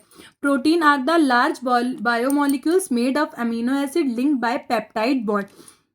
जो प्रोटीन होता है वो हमारा एक बड़ा जैविक अणु होता है जो पेप्टाइड बॉन्ड द्वारा अमीनो एसिड से जुड़ा होता है। They are essential for structure, ये essential structure, function and regulation of blood tissue, ये हमारे शरीर की ऊतकों की संरचना, कार्य और अन्य कार्यों के लिए बहुत जरूरी होता है। कंपोजिशन ऑफ प्रोटीन, प्रोटीन किनसे किनसे मिलकर बना होता है, carbon, hydrogen, oxygen, nitrogen. Structure of protein हमारे कितने तरीके के होते हैं, स्ट्रक्चर ऑफ प्रोटीन हमारे होते हैं 4 तरीके के, primary protein, secondary protein, tertiary protein और quarterly protein. Classification of protein क्या होते हैं हमारे 3 तरीके की, simple protein, conjugated protein and derived protein. तो हम क्या पढ़ रहे थे, प्रोटीन का स्ट्रक्चर। तो प्राइमरी स्ट्रक्चर में क्या था, जो प्रोटीन्स होते थे वो एक सीक्वेंस में होते थे, जो अमीनो एसिड्स होते थे वो हमारे एक सीक्वेंस में प्रोटीन को फॉर्म करते थे। सेकेंडरी में क्या होता है, सीक्वेंस में फॉर्म नहीं करते हैं, जो हमारा अमीनो ग्रुप और कार्बोक्सिलिक होता है वो इधर से उधर होने लगता है, it's called secondary structure of protein. Tertiary structure of protein में क्या होता है, टर्सरी में क्या होता है, जो सेकेंडरी स्ट्रक्चर था वो थोड़ा सा ऐसे था, टर्सरी में क्या होता है और ट्विस्ट हो जाता है सेकेंडरी से ज़्यादा, तो it's called tertiary structure of proteins. Quarterly में क्या होता है, हमने सेकेंडरी में बोला ट्विस्ट, टर्सरी में ट्विस्ट होता है, क्वार्टरली में क्या होता है काफ़ी सारे ट्विस्ट हो जाते हैं, कॉम्प्लेक्स टाइप का स्ट्रक्चर फॉर्म कर लेते हैं, it's called quarterly protein structure. अगर आपको कोई भी कन्फ्यूज़न हो प्रोटीन में, अमीनो एसिड में, तो आप मुझसे कमेंट बॉक्स में पूछ सकते हैं, मैं आपकी कन्फ्यूज़न को दूर कर दूंगी। आइए एक बार अमीनो एसिड का स्ट्रक्चर देख लेते हैं कैसे बना है। यहाँ पर हमने कार्बन लिया इसका, उसके बाद इसका ये हाइड्रोजन, उसके बाद carboxylic, side chain of R की और amino acid, it's called structure of amino acid. Last topic है बायोलॉजिकल रोल ऑफ प्रोटीन। पहला पॉइंट है provide strength and support. Example collagen in body, keratin hair and nails. हमारी body को strength और support provide करता है protein, जैसे collagen in bones में और केराटिन हेयर्स एंड नेल्स में। Carry substance in blood and cells, blood और सेल्स में सब्सटेंस को कैरी करता है, हीमोग्लोबिन और कैरी ऑक्सीजन। लास्ट पॉइंट है hormonal role. Many hormones are protein in nature, बहुत सारे हार्मोन्स का नेचर लाइक प्रोटीन जैसा, जैसे insulin, growth hormone. Thank you, हमारा आज पहला क्वेश्चन कंप्लीट हो चुका है। नेक्स्ट क्वेश्चन भी आपको जल्दी मिल जाएगा। इस क्वेश्चन में कोई भी कंफ्यूजन हो तो प्लीज़ कमेंट बॉक्स में कमेंट करके मुझसे पूछ लें। दूसरे क्वेश्चन की तरफ चलते हैं। हमारा दूसरा क्वेश्चन क्या है, डिफरेंट हाँ, different endogenic and exergonic reactions, इनके बारे में हमें पढ़ना है। पर इसके पढ़ने से पहले हमें एक चीज़ पता करनी है कि बायो एनर्जेटिक्स क्या होता है। तो आइए हम जानते हैं बायो एनर्जेटिक्स क्या होता है। हमारा जो बायो एनर्जेटिक है वो दो वर्ड से मिलकर बना है, bio plus energetic. Bio means होता है इनसाइड बॉडी, बॉडी के अंदर, और एनर्जेटिक मीन्स होता है स्टडी ऑफ एनर्जी। बॉडी के अंदर हम किसकी स्टडी कर रहे हैं? एनर्जी की स्टडी कर रहे हैं। जैसे हमारी ह्यूमन बॉडी के अंदर केमिकल रिएक्शंस होती हैं। जब केमिकल रिएक्शंस की जो प्रोसेस होती है उसमें जो भी एनर्जी की रिक्वायरमेंट होती है वो हमारी कहलाती है बायो एनर्जेटिक, क्योंकि हमारी बॉडी को एनर्जी की रिक्वायरमेंट होती है रिएक्शंस फॉर्म करने के लिए। उसी को हम बायो एनर्जेटिक या बायोलॉजिकल प्रोसेस भी बोलते हैं। जैसे कि आप देख सकते हैं ग्लूकोज की अगर हम रिएक्शन ऑक्सीजन के साथ कराएंगे तो वो हमारी कार्बन डाइऑक्साइड और वाटर में और एटीपी में एनर्जी के रूप में टूट जाता है। हम जानना चाहते हैं बायो एनर्जेटिक क्या होती है, तो एक लाइन में समझिए, it is the branch and part of biochemistry. ये ब्रांच है और पार्ट है बायोकेमिस्ट्री का, in which study about the energy. इसमें हम किसके बारे में स्टडी करते हैं? Energy inside living body. किसके अंदर की? लिविंग बॉडी, बॉडी के अंदर की एनर्जी के बारे में स्टडी करते हैं। हम सिंपल शब्दों में कहना चाहेंगे बायो एनर्जेटिक वो होता है जिसमें हम बॉडी के अंदर की एनर्जी के बारे में जानते हैं। इसमें साफ साफ लिखा है is the branch and part of biochemistry. ये एक ब्रांच और पार्ट है बायोकेमिस्ट्री का। In which we study about, इसमें किसके बारे में स्टडी कर रहे हैं? एनर्जी इनसाइड लिविंग बॉडी, हमारी बॉडी के अंदर की एनर्जी के बारे में। Bioenergetic is the study of production and consumption of the energy occurrence during biological reaction inside living body. कभी कभी इसमें प्रोडक्शन माने कभी कभी ये एनर्जी को बनाती है और कभी कभी एनर्जी की रिक्वायरमेंट पड़ती है। जैसे नीचे दो तरीके की रिएक्शंस दी गई हैं, जैसे ए और बी की हमने रिएक्शन कराई तो हमें एनर्जी मिली, तो इसमें क्या हो गया? एनर्जी बनी। और ए की हमें जब बी से रिएक्शन करानी है तो हमें एनर्जी की रिक्वायरमेंट है, तो इसमें हमें क्या होगा? कंसेप्ट, तो ये एनर्जी क्या कर रही है? कंज्यूम कर रही है। तो दो तरीके की बायो एनर्जेटिक की रिएक्शंस होती हैं, दो तरीके की बायो एनर्जेटिक की रिएक्शंस होती हैं। एक में हमें एनर्जी की रिक्वायरमेंट पड़ती है और दूसरी हम एनर्जी बनाते हैं। It's called bio energetic. मैंने बायो एनर्जेटिक पढ़ाया। अगर आपको बायो एनर्जेटिक में कोई भी दिक्कत हो तो प्लीज़ आप मुझसे कमेंट बॉक्स में पूछ सकते हैं। मैंने आपको पहला क्वेश्चन भी कल करा दिया था, उसमें भी कोई प्रॉब्लम हो तो आप मुझसे कमेंट बॉक्स में पूछ सकते हैं। अगर आपको इन सब में कोई प्रॉब्लम आ रही है तो प्लीज़ आप ट्रिक फार्मेसी ऐप डाउनलोड करें। मैं वहाँ रोज़ लाइव क्लासेस लेती हूँ, तो मैं लाइव वीडियो लेक्चर में आपके डाउट सारे क्लियर कर पाऊंगी। और हमारा ट्रिक फार्मेसी ऐप अभी डाउनलोड करेंगे तो MG10 लगाएंगे कूपन कोड मेरा, तो आपको 10% ऑफ भी मिलेगा। हमारा एक जो टॉपिक है स्पॉन्टेनियस रिएक्शन, ये बार बार पूछा जाएगा, तो एक बार आप जान लीजिए स्पॉन्टेनियस रिएक्शंस क्या होती है। बाकी आपको सारे आगे की जो भी चीज़ें हैं उनमें बहुत आसानी हो जाएगी। जैसे there are those reaction which occur itself and does not need energy, instant they release energy. हमारी जो स्पॉन्टेनियस रिएक्शंस होती है वो दो तरीके होती है, एक जिसमें हमें एनर्जी बनाते हैं, दूसरी जिसमें हम एनर्जी की ज़रूरत पड़ती है। इसमें हम एनर्जी का प्रोडक्शन करते हैं और इसमें एनर्जी हम कंज्यूम करते हैं। तो जब हम एनर्जी बनाते हैं तो उसे स्पॉन्टेनियस रिएक्शन कहते हैं, और जिसमें हमें एनर्जी की रिक्वायरमेंट पड़ती है उसे नॉन स्पॉन्टेनियस रिएक्शन बोलते हैं। हमारा क्वेश्चन क्या है? Different endogenic and exergonic reactions. तो आइए जानते हैं इंडोजेनिक और एक्सोजेनिक्स क्या होते हैं। Sorry student, endergonic and exergonic. तो आइए जानते हैं एंडरगोनिक और एक्सर्गोनिक क्या होते हैं। इसमें एक लाइन लिखी हो, रिएक्शन इज नॉट स्पॉन्टोजीनियस। तो जब रिएक्शन नॉट स्पॉन्टोजीनियस होती है तो मैंने आपको बताया ना कि हम क्या करते हैं? एनर्जी लेते हैं, तो इसमें एनर्जी की रिक्वायरमेंट होगी, तो ये क्या हो जाएगी? नॉन स्पॉन्टोजीनियस। तो हमारी जो एंडरगोनिक होती है वो इसमें स्पॉन्टेनियस नहीं होती, बट जो हमारी एक्सर्गोनिक होती है वो हमारी स्पॉन्टेनियस होती है, मतलब इसमें एनर्जी बनती है। एनर्जी इज एब्जॉर्ब, इसमें एनर्जी की एब्जॉर्ब मतलब रिक्वायरमेंट होती है, और इसमें एनर्जी रिलीज होती है, तो इसमें एनर्जी खुद से बनती है। Delta ji greater than zero and delta G greater than smallest than zero. मैं भी आपको एक कॉन्सेप्ट क्लियर करूंगी डेल्टा जी का मतलब क्या होता है। पहले हम ये कंप्लीट कर लेते हैं तो फिर मैं आगे आपको ये डेल्टा जी वाला भी आगे वाले इसमें आपका कॉन्सेप्ट क्लियर हो जाएगा। अभी आप ये 3 पॉइंट समझिए कि ये क्या बता रहा है। जो हमारा एंडरगोनिक है और एक्सर्गोनिक है, तो एंडरगोनिक में स्पॉन्टोजीनियस की ज़रूरत नहीं होती है, पर एक्सर्गोनिक में स्पॉन्टोजीनियस होता है। इसमें एनर्जी एब्जॉर्ब होती है, इसमें एनर्जी रिलीज होती है। ये ग्रेटर देन ज़ीरो होता है और ये स्मॉलेस्ट देन ज़ीरो होता है। बाकी इस जो डेल्टा जी का है मैं आपको आगे बताती हूँ डेल्टा जी हमारा क्या है। आइए हम जानते हैं डिफरेंस क्या है इनमें। Endergonic is a type of reaction that has a positive gift free energy. ये हमें क्या देता है? पॉजिटिव गिफ्ट फ्री एनर्जी देता है। जो हमारा एंडरगोनिक है वो हमें पॉजिटिव गिफ्ट फ्री एनर्जी देता है, और जो एक्सरगोनिक है वो हमें निगेटिव गिफ्ट्स फ्री एनर्जी देता है। डेल्टा जी का मीन्स होगा गिफ्ट्स फ्री एनर्जी। अभी हम गिफ्ट्स फ्री एनर्जी के बारे में पढ़ेंगे तो हमें पता चल जाएगा। गिब्स एक साइंटिस्ट का नाम था, और फ्री एनर्जी जिससे वो डिनोट करता है। Gibbs free energy is a positive value. Gibbs free energy हमारी कैसी है? एंडरगोनिक में पॉजिटिव है, पर एक्सरगोनिक में हमारी क्या है? निगेटिव है। एंट्रोपिक इज डिक्रीज, इसमें एंट्रोपिक डिक्रीज हो जाता है, इसमें एंट्रोपिक इंक्रीज हो जाता है। Always required energy to being the reaction, इसमें क्या होता है? हमें एनर्जी की जरूरत पड़ती है रिएक्शन को पूरा चालू करने के लिए। Do not need energy to beginning the reaction, इसमें हमें एनर्जी की रिक्वायरमेंट नहीं पड़ती है रिएक्शन को शुरू करने में। Absorb energy from the surrounding, इसमें क्या होती है? हमारी एनर्जी एब्जॉर्ब हो जाती है पूरे एटमॉस्फेयर में। इसमें क्या होता है? Release energy to the surrounding, इसमें क्या होता है? एनर्जी हमारे सराउंड में रिलीज हो जाती है। लास्ट हमारा क्या है? Gives free energy is a positive value. मैंने आपको बताया था पहले कि ये पॉजिटिव वैल्यू शो करता है और ये निगेटिव वैल्यू शो करता है। तो हमने इसमें 6 पॉइंट्स पढ़े। 6 पॉइंट्स में अगर आपको कोई कंफ्यूजन हो तो मैं आपकी क्लियर कर दूंगी। मैं आपको फिर से एक एक पॉइंट क्लियर कर देती हूँ। अगर आप ये ग्राफ बनाना चाहते हो तो बना सकते हैं, कुछ नहीं हो रहा है। आप देख रहे हैं कि इसमें एनर्जी की रिक्वायरमेंट नहीं है तो ग्राफ पहले ऊपर जाता है, यही सब है और ये भी है। तो आप बस ये 3 लाइनें याद रखिए जो आपके लिए मोस्ट इंपॉर्टेंट है, जिसमें क्या है? Reaction is not spontaneous, reaction is spontaneous. मतलब इसमें एनर्जी क्या हो रही है? हमारी एनर्जी की रिक्वायरमेंट हो रही है और इसमें एनर्जी हमारी रिलीज हो रही है। एनर्जी इज एब्जॉर्ब, इसमें एनर्जी एब्जॉर्ब हो रही है, इसमें एनर्जी रिलीज हो रही है। ये ग्रेटर देन जीरो होता है, ये स्मॉलेस देन जीरो होता है।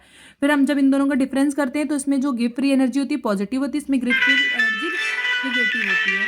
थर्ड क्वेश्चन हमारा क्या है? Define the term of biochemistry and biomolecules with example. Biochemistry and biomolecules तो मैं आपको पहले समझा चुकी हूँ, बट मैं आपको एक बार फिर बता देती हूँ। जैसे कि हमारा बायोकेमिस्ट्री क्या है? Biochemistry is the branch of science. Biochemistry हमारी ये साइंस की एक ब्रांच है दैट स्टडी केमिकल सब्सटेंस। इसमें हम किसकी स्टडी करते हैं? केमिकल सब्सटेंस की। And reaction inside living organism, जो हमारी बॉडी के अंदर रिएक्शंस होती हैं, जैसे प्लांट्स में, एनिमल्स में, ह्यूमंस में एंड माइक्रोब्स में। तो हम कह सकते हैं बायोकेमिस्ट्री में जो भी हमारी बॉडी के अंदर रिएक्शंस होती हैं वो हम बायोकेमिस्ट्री में पढ़ते हैं।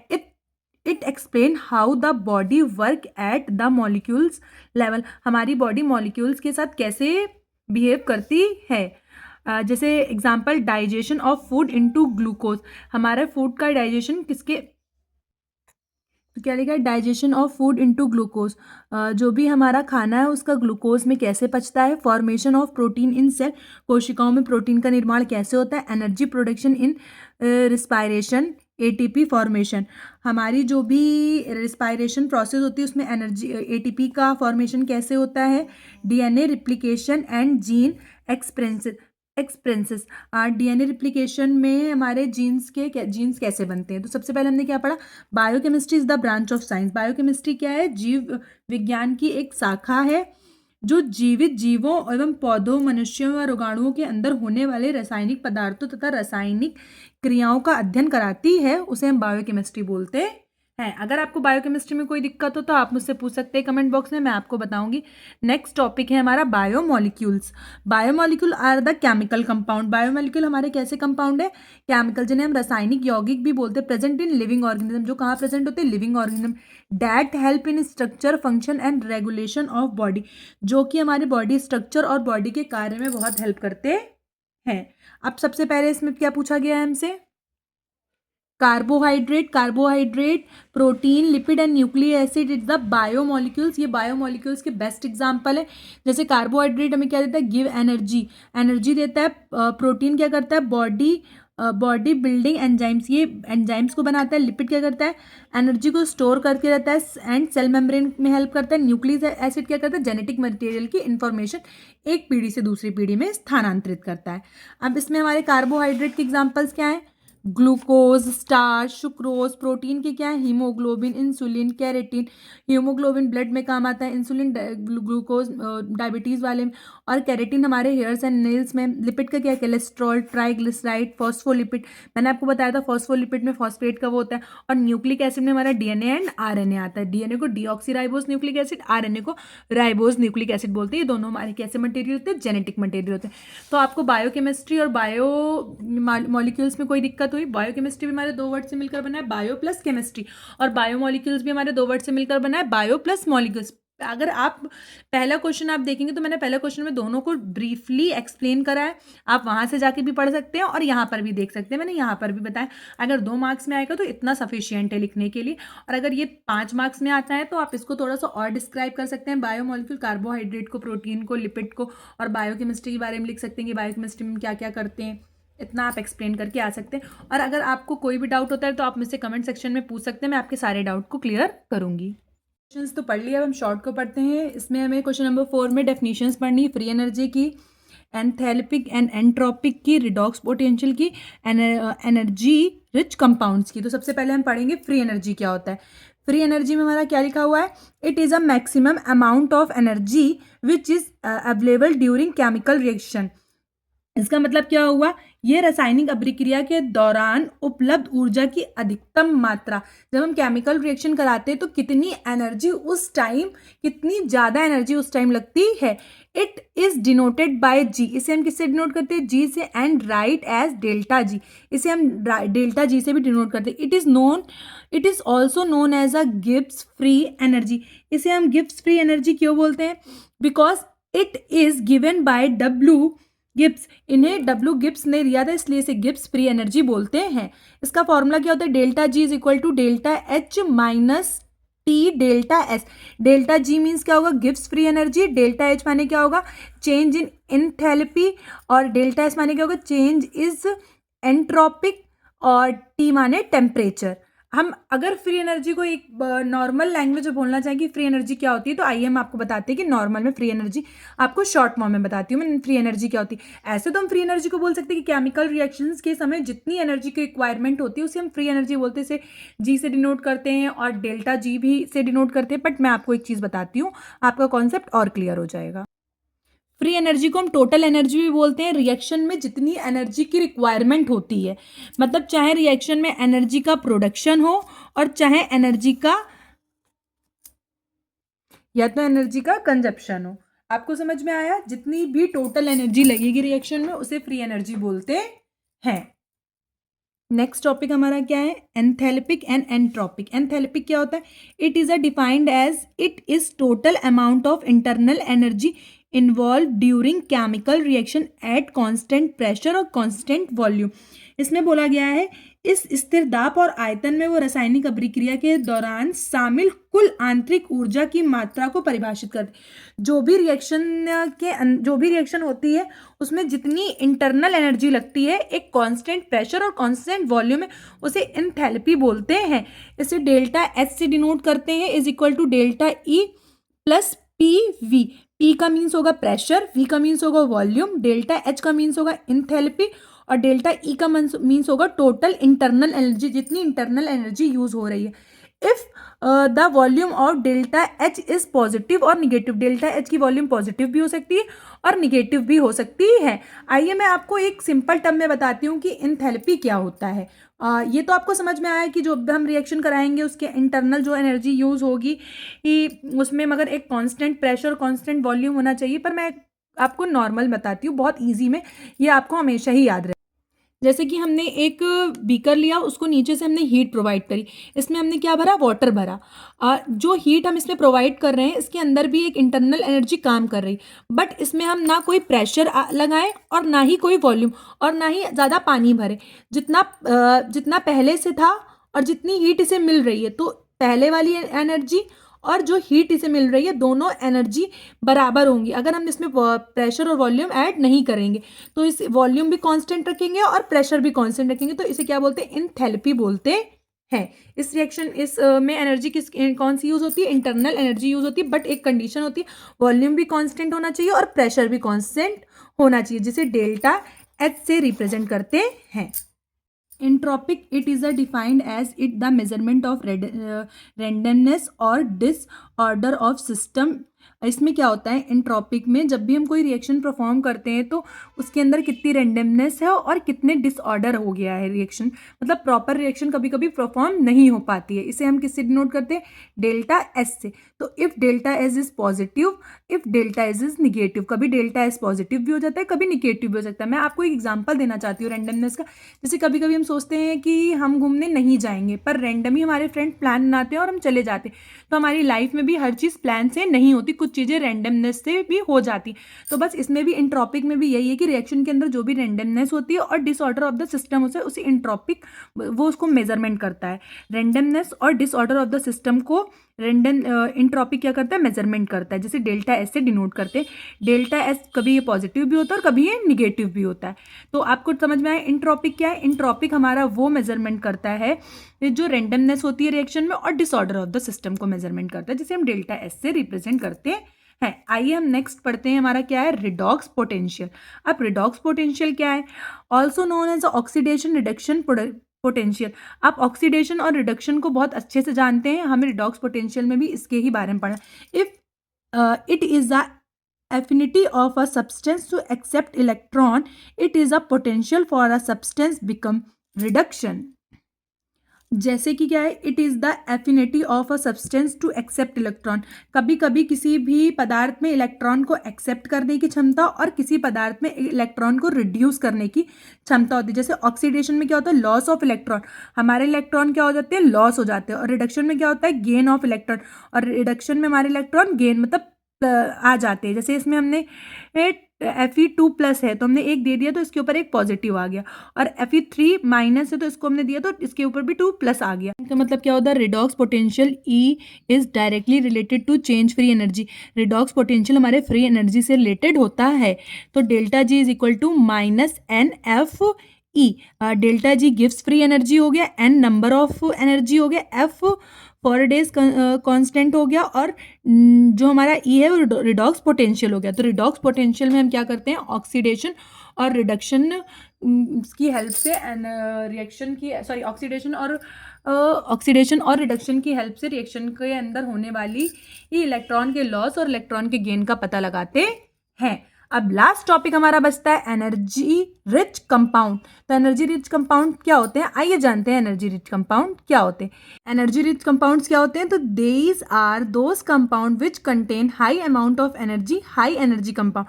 जिसमें हमारी एनर्जी ज़्यादा मात्रा में यूज होती है उसे हम हाई एनर्जी कंपाउंड्स भी बोलते हैं। It can define that those compound which release approx 7 calorie mole of energy at pH 7। अगर हमारा कोई भी कंपाउंड है जो 7 कैलोरी ऑफ मोल एनर्जी को रिलीज करता है और जिसका pH 7 होगा तो वो हमारा हाई रिच कंपाउंड होगा। But less than these known as low energy. अगर 7 कैलोरी मोल से कम रिलीज करता है तो वो हमारा लो एनर्जी कंपाउंड होगा। High energy compound that have a phosphate group. High energy compound में फॉस्फेट ग्रुप प्रेजेंट होते हैं। तो हमने क्या बताया, हाई एनर्जी कंपाउंड डेट है phosphate group. High energy compound में कौन सा ग्रुप प्रेजेंट होता है, phosphate group. Term as a high energy phosphate compound, इसे हम हाई एनर्जी फॉस्फेट कंपाउंड भी बोलते हैं। ATP is a currency of energy. ATP को करेंसी ऑफ एनर्जी भी बोलते हैं, मतलब सबसे ज़्यादा एनर्जी हमें कहाँ से मिलती है, एटीपी से। Energy is release during breakage of chemical bonds. Energy क्या होती है, हमारे केमिकल बॉन्ड्स को ब्रेक कर देती है। कुछ इसके क्लासिफिकेशन है तो ये आप पढ़ लीजिएगा। हमारा यूनिट 1 के सारे क्वेश्चंस कंप्लीट हो गए, एक क्वेश्चन बचा हुआ है, एटीपी क्या होता है। तो एटीपी को हम एडेनोसिन ट्राइफॉस्फेट बोलते हैं। It is a most common source of energy, सबसे अधिक कॉमन सोर्स ऑफ एनर्जी है। द बायोकेमिकल रिएक्शन, जो बायोकेमिकल रिएक्शन में यूज होता है। It is also known as a currency of energy, इसे करेंसी ऑफ एनर्जी भी बोलते हैं। और जो एक इसका स्ट्रक्चर मैंने आपको आपके नोट्स में दिया था, आपको उसको पढ़ना है। और आप जितनी स्ट्रक्चर की प्रैक्टिस करेंगे उतनी जल्दी आपको स्ट्रक्चर की तो बेटा प्रैक्टिस ही करनी पड़ेगी, क्योंकि आप बार बार उसको बनाएंगे, क्योंकि उसमें एटीपी एडिनोसिन ट्राइफॉस्फेट मैं आपको एक स्ट्रक्चर की पिक मैंने उसमें मेंशन करी हुई है। आपको नहीं समझ में आए तो आप मुझे कमेंट कर दीजिएगा, मैं आपको स्ट्रक्चर बनाना बता दूंगी। बाकी हमारी यूनिट 1 कंप्लीट हो गई है। Thank you. प्लीज़ ज़्यादा से ज़्यादा इसे देखें और ज़्यादा से ज़्यादा इसे लाइक करें, और जो भी आपको समझ में ना आप कमेंट बॉक्स में पूछ सकते हैं, मैं आपकी सारी प्रॉब्लम के सोल्यूशंस दूंगी। और प्लीज़ ट्रिक फार्मेसी ऐप को डाउनलोड करें, जिसमें कि हमारे बी फार्मा सेकेंड ईयर का सेकेंड सेमेस्टर का बैच डाउनलोड करें। आप बैच लेंगे तो आपको मेरा कूपन कोड लगाएंगे MG10, तो आपको 10% का ऑफ मिलेगा। वहाँ पर आपको live classes, guest paper, important questions, PDF और वीडियो लेक्चर सारे प्रोवाइड होंगे। Thank you.